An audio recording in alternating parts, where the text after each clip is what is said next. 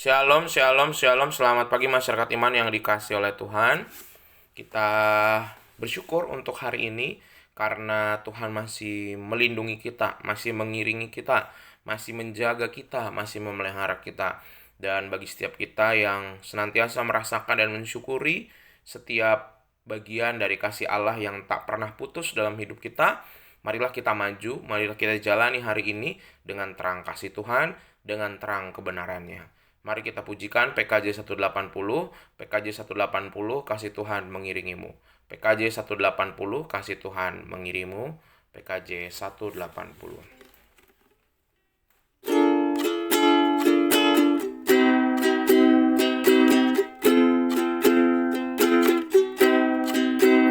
Kasih Tuhan mengiringimu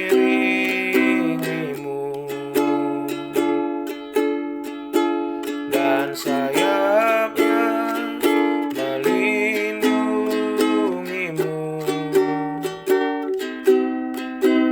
Tangan Tuhan pegang di dalam hidupmu.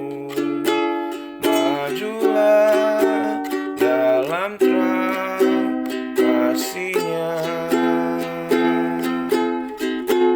Kasih Tuhan mengiringimu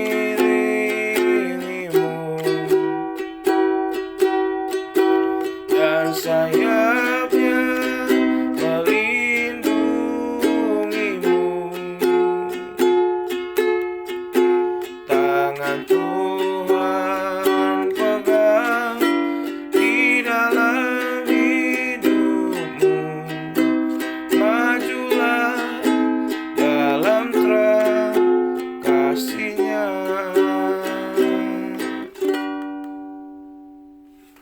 Kita berdoa. Tuhan, kami percaya bahwa hari ini kami mau ikut Tuhan, kami mau berjalan dalam anugerah Tuhan, dan ajarkan hati kami untuk lebih berani melangkah, karena kadang-kadang ketakutan dan kebiasaan kami khawatir itu membuat kami tidak berjalan kemana-mana. Kami serahkan ya Tuhan, pembacaan firman Tuhan hari ini, agar menopang dan menguatkan kami dalam nama kami berdoa. Amin. Bapak Ibu Saudara, kita buka Keluaran 1, Keluaran pasal 1. Keluaran pasal 1 ayat 6 sampai 12. Keluaran pasal 1 ayat 6 sampai 12, Keluaran pasal 1 ayat 6 sampai 12. Dengarkanlah sabda Tuhan. Kemudian matilah Yusuf serta semua saudara-saudaranya dan semua orang yang sangkatan dengan dia. Orang-orang Israel beranak cucu dan tidak terbilang jumlahnya. Mereka bertambah banyak dengan dahsyat berlipat ganda sehingga negeri itu dipenuhi mereka. Kemudian bangkitlah seorang raja baru memerintah tanah Mesir yang tidak mengenal Yusuf. Berkatalah raja itu kepada rakyatnya, bangsa Israel itu sangat banyak dan lebih besar jumlahnya daripada kita. Marilah kita bertindak dengan bijaksana terhadap mereka, supaya mereka jangan bertambah banyak lagi. Dan jika terjadi peperangan, jangan bersekutu nanti dengan musuh kita dan memerangi kita lalu pergi dari negeri ini. Sebab itu pengawas-pengawas Rodi ditempatkan atas mereka untuk menindas mereka dengan kerja paksa. Mereka harus mendirikan bagi Firaun kota-kota perbekalan yakni Piktom dan Ramses. Tetapi makin ditindas, makin bertambah banyak dan berkembang mereka, sehingga orang merasa takut kepada orang Israel itu. Bapak Ibu, tak terasa kita sudah memasuki kitab terakhir yang kita baca dalam selama sepanjang Genta Sabda ini ya. Karena kok Kejadian juga kemarin kita udah bahas ya. Ini Keluaran yang terakhir nih. Jadi tak terasa sudah mau khatam pasal kita, satu Alkitab dari Kejadian sampai Wahyu, dan kita berakhir di kitab Keluaran. Kitab Keluaran ini kitab yang spesial karena namanya juga keluar ya, Keluaran gitu. Jadi ujungnya saya merasa ini pas banget kalau saya membahas Keluaran ini di akhir dari proses kita khatam pasal Genta Sabda selama kurang lebih hampir 3 tahun ini gitu ya. Dan bicara soal Keluaran ini bicara soal istilah yang namanya sudah jatuh ketiban tangga. Sudah jatuh ketiban tangga. Kalau istilah jatuh ketiban tangga, Bapak Ibu ingat apa? Sudah jatuh ketiban tangga tuh kayaknya orang yang menghadapi masalah berkali-kali. Udah sengsara, bukannya masalah itu datang ke orang lain, datang ke dia lagi gitu. Dan memang dalam kenyataan hidup kita gitu ya, ketika kita ada masalah tuh kadang satu masuk, satu datang lagi gitu. Jadi Belum selesai nih masalah A, yang B udah siap-siap ngantri. C udah ngantri. Jadi masalah tuh di hidup kita udah ngantri kayak BPJS aja dia. Gitu ya. Belum selesai B, D udah mengantri, E udah mengantri, F udah mengantri. Tapi yang menarik dalam bacaan ini, mereka membuktikan bahwa peribahasa jatuh ketiban tangga itu rupanya belum titik. Sudah jatuh ketiban tangga, koma, dibabat makin merambat. Wah, apa tuh maksudnya?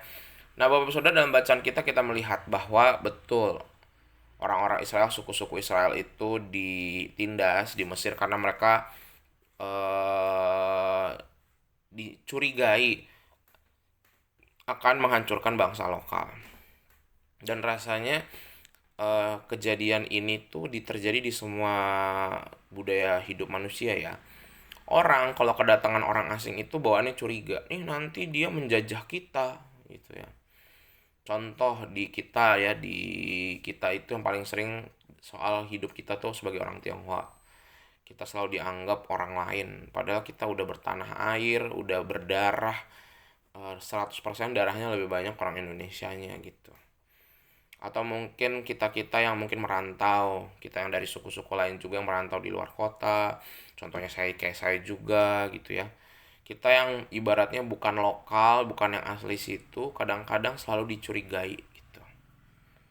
Tapi selalu saja orang-orang yang datang dari luar itu memberikan warna dan akan menyumbang sejarah dalam kehidupan orang-orang lokal.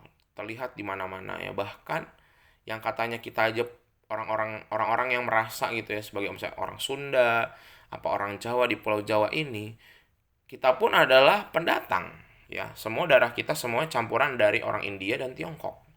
Jadi nggak ada tuh orang yang asli Pulau Indonesia, nggak ada. Dulu mah zaman dahulu kala Indonesia cuman cuman hutan doang, nggak ada manusianya. Jadi kalau mau bilang warga lokal asli ya binatang-binatang. Ya, ada monyet, ada ular, ada burung elang. Tapi malah mereka sekarang yang tersingkirkan sama kita. Gara-gara udah ada rumah segala macem, mereka tersingkirkan. Musang ditembak mati, babi hutan dibunuh. Cuma memang dasarnya yang namanya makhluk hidup itu selalu ketakutan kalau ada yang asing. Yang asing disingkirkan, kadang juga yang lokal juga disingkirkan.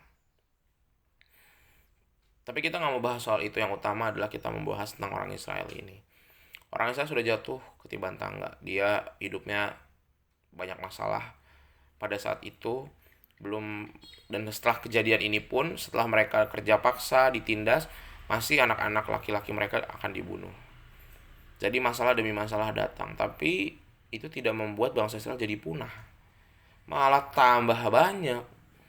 Dan memang dari sepanjang sejarah manusia, orang yang menindas dan orang yang ditindas itu akan punya apa nama cerita yang lucu. Orang kan harusnya menindas tambah banyak ya. Yang menindas itu kan orang yang menindas itu kan yang berkuasa, bisa menyakiti dan menghilangkan yang ditindas.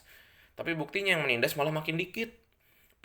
Yang ditindas, yang harusnya disakiti, hidupnya dibikin sengsara, maaf bahkan sampai dihilangkan, tapi justru makin banyak. Karena manusia itu punya mekanisme pertahanan dalam diri untuk berjuang bertahan. Makin disakiti makin kuat. Gitu. Justru malah nggak diapa-apain, nggak disakitin, malah jadi nggak makin kuat. Gitu, makanya ada istilah dibabat makin merambat. Nah, Bapak Saudara, hari ini juga dalam hidup kita jangan pernah takut ditindas. Kita kalau ditindas malah takut itu sebenarnya tidak mendatangkan apa-apa. Justru kalau ditindas kita semakin kuat. Justru dengan penindasan kita bersyukur, waduh terima kasih saya ditindas. Justru saya diberikan motivasi untuk berjuang lebih kuat, untuk berdagang lebih baik, untuk melayani lebih baik, untuk berkeluarga lebih harmonis. Karena saya ditindas diomongin lah soal pekerjaan, diomongin soal keluarga, diomongin soal pelayanan. Jangan kecil hati, malah makin kuat. Dalam sepanjang sejarah orang yang ditindas itu biasanya makin kuat, makin merambat. Sehingga jangan hindari tekanan. Kalau ada tekanan depan mata, jangan aduh nggak mau berantem, nggak mau ditekan, nggak mau, jangan. Tetap jalani aja. Dan percayalah kalau apa yang kita lakukan seturut kehendak Tuhan ini, tapi pastiin ini dulu. Jangan ngerasa, wah saya ditindas ini karena saya benar, belum tentu. Bisa jadi ketika kita, Bapak Ibu Saudara merasa ditindas, bisa jadi pelaku penindasannya kita. Jadi dipastiin dulu, saya di posisi mana nih, penindas atau menindas. Dan untuk memastikan itu nggak bisa cuma nanya diri sendiri. harus diskusi dengan orang lain. Saya salah ya, saya kurang pas ya. Nah, kalau orang bilang, "Ya, Bu, kenapa Ibu seperti itu?" Atau misalnya, "Ya, Pak, kenapa Bapak ngerasa ditindas padahal Bapak yang justru melakukan."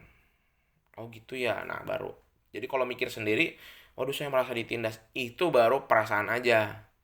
Nah, kalau misalnya udah jelas, bukan hanya perasaan mereka, tapi memang dalam orang-orang di sekitarnya juga udah melihat bahwa mereka ditindas. Nah, setelah ditindas, apa yang terjadi?